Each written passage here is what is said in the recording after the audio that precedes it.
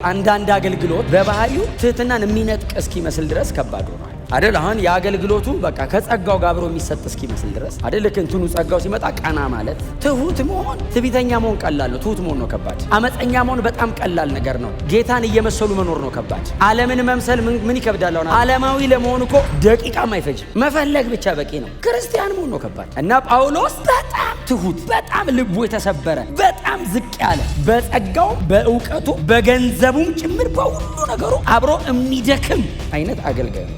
እኔን በዚህ ልትከሱኝ አትችሉም፣ በፍጹም አትችሉም። እንደዛ በመካከላችሁ ስለመጡት ሰዎች መጥቼ መልስ እሰጣለሁ ግን እስኪመጣ ድረስ ብሎ ነው የሚጽፈው። ከዛ በኋላ ደግሞ መንፈሳዊ ውጊያን ይጽፋል። እሷን ነው ከኔ ጋር የምናየው። ቁጥር 3 ምንድነው የሚለው? የምንኖረው በዚህ ዓለም ቢሆንም የምንዋጋው በዚህ ዓለም ስልት የምንኖረው በዚህ ዓለም ቢሆንም ማለት ምን ማለት ነው? የቀድሞ ትርጉም እጁ ላይ ያለ ሰው ምንድነው የሚለው? ምንም በሰው ልማድ ብንመላለስ ማለት ምን ማለት መሰለ? ሰው ነን ማለት ነው። ምንም በሰው ልማድ ብንመላለስ ማለት ፍጹም ሰው ነን ማለት። ውጊያችን፣ መዋጊያችን፣ መሳሪያችንና የምንዋጋው አካል ስጋዊ አይደለም እንጂ እኛ ግን ፍጹም ሰው ነን። ዓለም ላይ ያለው ሰው አይነት ነን። ምንም በሰው ልማድ ብንመላለስ ማለት አሁን ጳውሎስ አንዳንድ ሀሳቦችን ሲያወራ ይሄ ሰውዬ ሰው አይደለም እንዴ ሊሉት ነው። ከዚህ በኋላ ባሉት ምዕራፍ ለምሳሌ ምዕራፍ 12 ላይ ሶስተኛ ሰማይ ብዙ ጊዜ ምን አነ ሶስተኛ ሰማይ ሄዶ የመጣበት የመገለጥ ብዛት ምናምን የእግዚአብሔር መኖሪያ ገነት ገባው ምናምን ሲል ሰው አይደለም እንዴ ሊሉት ነው። ስለዚህ ጳውሎስ እንደዚህ ይላል፣ ምንም በሰው ልማድ ብንመላለስ የሚለው የሚጠቀመው ትክክለኛ ቃል አለ። ጳውሎስ የሚጠቀመው ትክክለኛ ቃል ማንም መሬት ላይ ተወልዶ አድጎ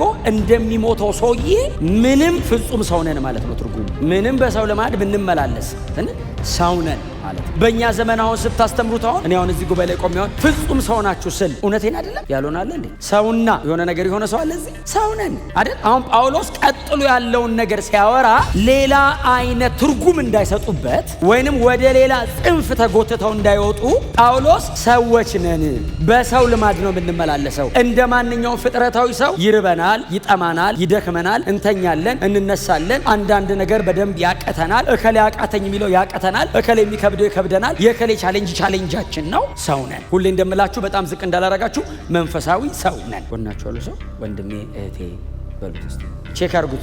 ሰው ነን፣ ሰዎች ነን። አሁን ጳውሎስ እንደዚህ ያለ በሰው ልማድ ነው የምንመላለስ ምን ማለት ነው? ሰው ነን። አሁን አንዳንዶች ይመጡና አይደለንም ይላሉ። ጳውሎስ እንደዚህ አለ፣ በሰው ልማድ ነው የምንመላለሰው አለ። ምን ማለት ነው? ትዳሰሳለህ ማለት ነው፣ ትነካለህ ማለት ነው፣ ምሳሶ ይጋብዛል ማለት ነው፣ ትበላለህ ማለት ነው፣ ጠማኝ ውሃ ስጡኝ ትላለህ፣ ደክሞ ትጸልያለህ፣ ጸልዩልኝ ትላለህ፣ ያቅታል። ጌታ የተባረከ እና በሰው ልማድ ብንመላለስ መካድ አይቻልም። ይሄ የማይካድ የተቀመጠ እውነት ነው፣ አይካድም። በሰው ልማድ ብንመላለስ የሚለውን ሰው ዲናይ ሊያደርገው አይችልም። ነዋ እግዚአብሔር ሲፈጥረን እንደዚህ እንድንሆን አድርጎ ነው የፈጠረን። ሲያድነንም እግዚአብሔር ያዳነው ሰው ነው ያዳነው እግዚአብሔር። ኢየሱስ ለማዳን የመጣውም ሰውን ነው። ስለዚህ ጳውሎስ እያለ ያለው ከዚህም በኋላ የማነሳው መንፈሳዊ ጉዳይ እየተወራ ያለው የምንለማመደውም የምናደርገውም እዚህ ነው። ከሞትኩኝ በኋላ መንፈሳዊ ውጊያ የለም። የምገባበት ዓለም ጦርነት የለም። በእግዚአብሔር መንግስት ውስጥ እዛ ስገባ የሚዋጋኝ ነገር የለም። ክፉ ሰውም የለም፣ አመፀኛም የለም፣ ኮንስትራክቲቭ የሆነ አመፅም የለም፣ ሰይጣንም የለም። እዛ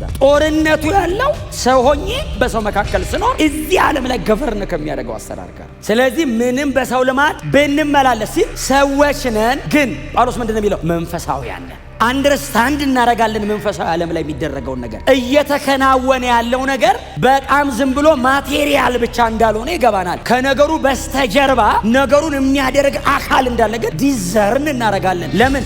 መንፈሳውያን ነና። እግዚአብሔር አብርቶልናል። የልቦናችን አይኖች በርተዋል። መንፈሳዊ ዓለሙን ዲቴክት እናረገዋለን። ስክሪን ማድረግ የሚችል ውስጣችን ቦርን አጌን ያደረገ መንፈስ አለ። መንፈስ ቅዱስ በእኛ አድሯል። ስለዚህ ጳውሎስ እያወራ ያለው ምንም በሰው ልማድ ብንመላለስ እግዚአብሔር ይመስገን ሰዎች ነን፣ ቁርጣችንን እናውቀናል ሲሉ፣ ግን ደግሞ ጦርነታችን ስጋዊ አይደል። እንደ አንድ ክርስቲያን ስንዋጋ የምንዋጋበት መንገድ የምንዋጋው አካል መሬት ላይ ያለው አይነት ውጊያና ጦርነት አይደል። መንፈሳዊ ዓለም ላይ ገብቼ እዋጋለሁ ማለት መንፈስ ነኝ ማለት አይደለም። በሰው ልማድ የምትመላለስ ሰው ነህ፣ ግን መንፈሳዊ ነህ። አሜን በሏ። የተበላሸ የተዘጋጋ የሆነ ነገር ሲሆን አንተ እንደ ሌላው ሰው አይደለም። ሞር አርፋ አንደርስታንድ ታደርጋለህ። ይገባሃል ማን እንደዘጋው። ለምሳሌ ቀኖቹ ክፎች ናቸውና ዘመኑን ምንድነው ቀድሞ የሚለው? እንግዲህ እንደ ጥበበኞች እንጂ ጥበብ እንደሌላቸው ሳይሆን እንዴት እንድትመላለሱ በጥንቃቄ ተጠበቁ ካለ በኋላ ቀኖቹ ክፎች ናቸውና ዘመኑን ዋጁ። እንደ ጥበበኞች እንጂ ጥበብ እንደሌላቸው ሳይሆን እንዴት እንድትመላለሱ በጥንቃቄ ተጠበቁ። ጥበብ ዊዝደም ሶፊያ አይደል? ሶፊያ ማለት ነው። ሶፊያ ነው ግሪኩ። ጥበብ ሶፊያ ጥበበኛ ምን ማለት ነው? አሁን እኛ ጥበበኛ የሚመስለን ተንኮለኛ ነው። ተንኮለኛና ጥበበኛ በዚህ አንለይም።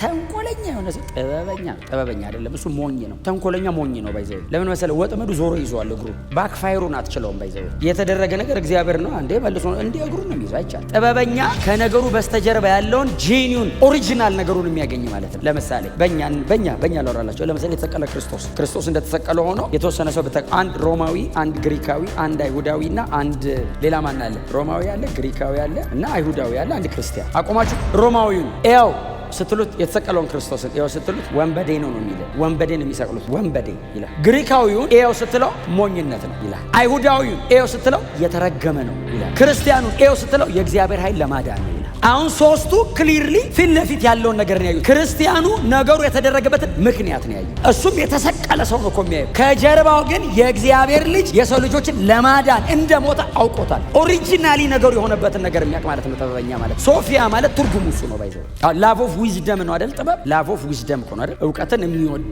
ማስተዋል ደግሞ ያንን እውቀት አፕላይ የምናደርግበት መንገድ ማለት ነው። ክብር ለእግዚአብሔር ይሁን። ስለዚህ ጳውሎስ እያወራ ያለው ምንም እንደ ሰው ልማድ ብንመላለስ ግን ደግሞ መንፈሳዊ ነው ውጊያችን፣ አንደርስታንድ እናደርገዋለን፣ ይገባናል።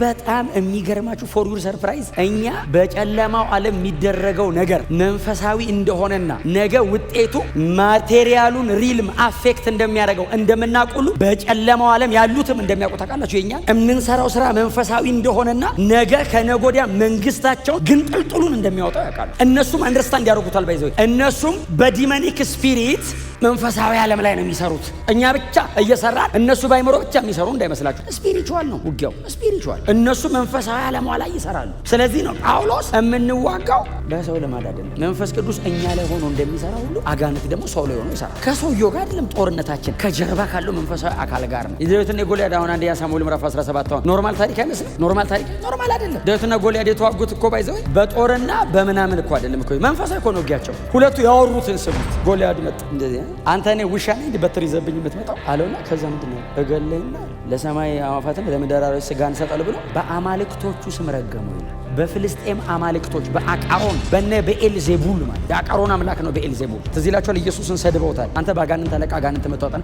የአጋንንት አለቃ ነው ባይዘው በኤልዜቡብ ነው ትክክለኛ ትርጉሙ። በኤልዜቡብ ማለት የዝንቦች ንጉስ ማለት ነው ትርጉሙ። የሰይጣንን ቆሻሻ ፐርቨርትድ የሆነ ኔቸር የሚያሳይ በጣም ቆሻሻ የዝንብ ንጉስ አስበ አንድ ዝንብ ራሱ እንኳን ንጉሱ ቆሻሻነቱ የቆሻሻ ክምችት እንደ እግዚአብሔር ንጹህ ቅዱስ